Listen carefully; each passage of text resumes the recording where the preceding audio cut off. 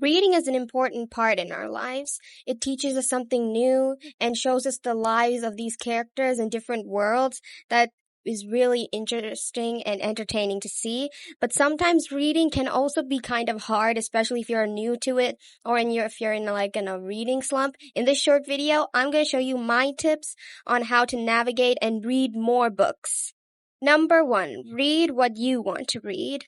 I cannot emphasize this rule more since it's a very important rule I think many readers kind of dismiss, but it's so important.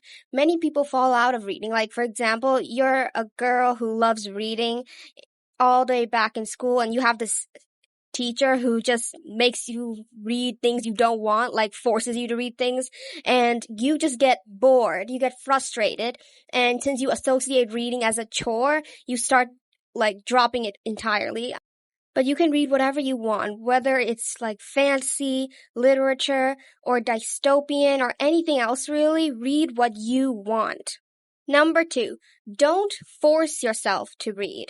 Like with anything, forcing yourself to do something just makes you feel like it's a chore. And this correlates with the last tip, since forcing yourself to do anything just doesn't work. So slowly lean back into it.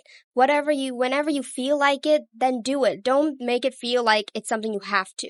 Number 3, try to be consistent.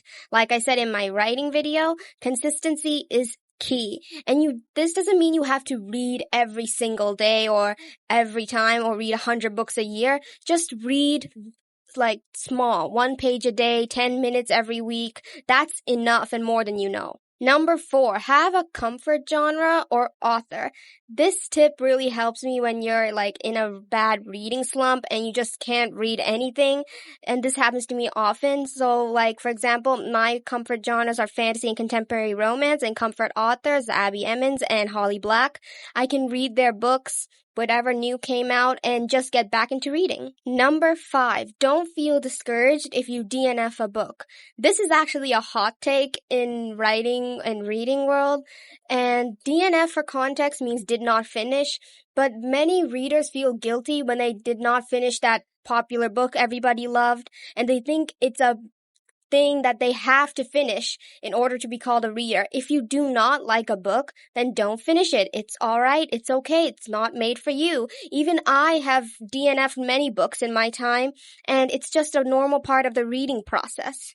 As always, thank you so much for watching. I really hope this video helped you and you liked it. Don't forget to subscribe and hit the like button so you don't forget any notifications from me.